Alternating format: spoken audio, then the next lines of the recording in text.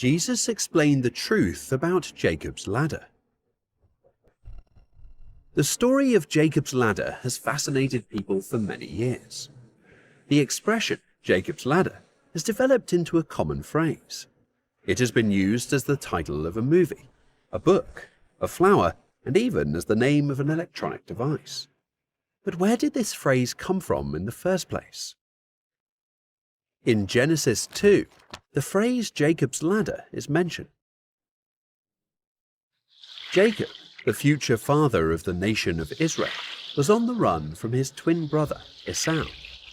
In Genesis 25, we learn that Jacob had tricked his brother Esau into losing his birthright as Isaac's firstborn son. As it turned out, all it took for a famished Esau to give up his inheritance to his little brother was an offer of soup. In Genesis 27, Jacob upped his game again by impersonating Esau to deceive his aged and nearly blind father into blessing him. Combined, these deceptions transferred to Jacob both the physical and spiritual blessings of the family lineage. Jacob's theft of Esau's blessing and birthright caused tension between him and his older brother. Because of this, the Word of God says, Genesis 27:41. So Esau hated Jacob because of the blessing with which his father blessed him. And Esau said in his heart, "The days of mourning for my father are very near. Then I will kill my brother Jacob." Esau meant every word he spoke. Knowing this, Esau's mother, Rebekah, sent Jacob to her brother Laban for refuge. Jacob hoped to find a wife and establish a new life there, safe from his brother's fury, with his father's permission. Genesis 28:5. Then Isaac sent Jacob away, and he went to Paddan Aram, to Laban, son of Bethuel, the Aramean, the brother of Rebekah, the mother of Jacob and Esau. Jacob decided to camp out under the stars, alone and on the run, with nothing but a rock for a cushion. At this time, Jacob's heart was probably filled with regret for the past, loneliness in the present, and uncertainty about the future.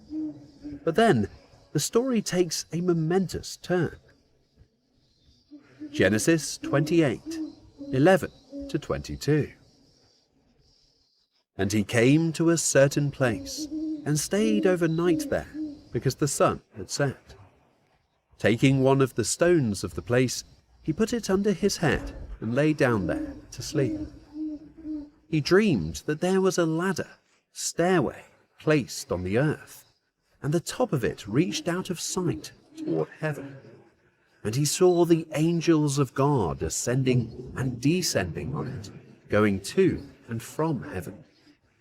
And behold, the Lord stood above and around him, and said, "I am the Lord, the God of Abraham, your father's father, and the God of Isaac.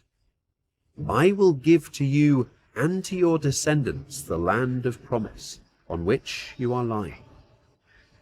Your descendants shall be as countless as the dust of the earth, and you shall spread abroad to the west and the east, and the north and the south. And all the families, nations of the earth, shall be blessed through you and your descendants. Behold, I am with you, and will keep careful watch over you and guard you wherever you may go. And I will bring you back to this promised land, for I will not leave you until I have done what I have promised you." Then Jacob awoke from his sleep, and he said, "Without any doubt, the Lord is in this place, and I did not realize it." So he was afraid and said, "How fearful and awesome is this place! This is none other than the house of God, and this is the gateway to heaven." So Jacob got up early in the morning and took the stone he had put under his head, and he set it up as a pillar, that is, a monument to the vision in his dream. and he poured olive oil on the top of it to consecrate it. He named that place Bethel, the house of God. The previous name of that city was Luz, almond tree. Then Jacob made a vow, promise, saying, "If God will be with me and will keep me on this journey that I take, and will give me food to eat and clothing to wear, and if he grants that I return to my father's house in safety, then the Lord will be my God. This stone, which I have set up as a pillar, monument, memorial, will be God's house, a sacred place to me.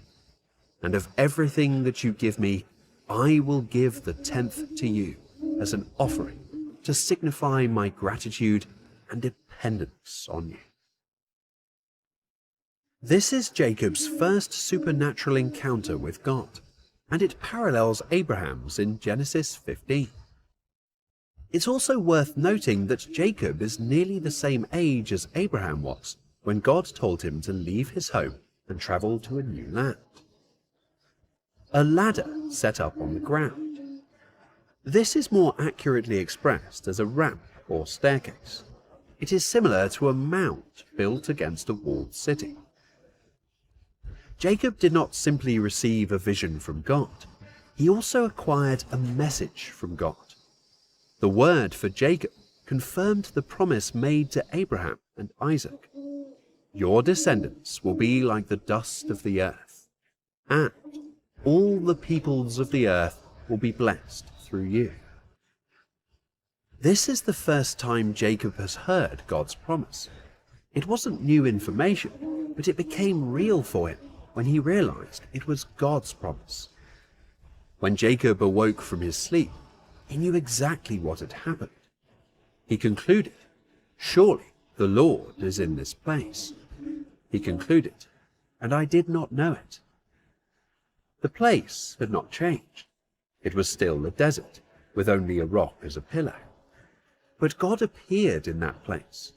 He appeared to Jacob in his brokenness and weariness, because he needed Jacob to reach the end of himself before relying on God. We know Jacob had a new encounter with God because he was afraid, not of Esau, but of the one true God. A greater fear had driven out a lesser fear, because God's power had triumphed over Esau's power. Jacob had dozed off in a certain place, but after seeing God, he awoke and gave the location a sacred name, Bethel. What was once a dark place was transformed into a holy space. Nothing had changed in Jacob's situation. All that had changed was Jacob's new vision of God, and it changed everything. The pagan city of Luz was transformed into Bethel, which means house of God. Jacob poured oil on top of the rough pillow stone, transforming it into the cornerstone of a God-centered altar. He sanctified this dark place, invisibly recognizing the supernatural at work, right there in the harsh natural world. Even though Jacob had pulled off the ultimate heist by claiming the family line inheritance for himself, God wanted him to understand that while he was God's chosen heir to fulfill God's promises to Abraham to multiply his descendants into a great nation that God would call his own, God was in charge, not Jacob. The plan would be carried out in God's way, not Jacob's. It would be some time before Jacob fully grasped this truth.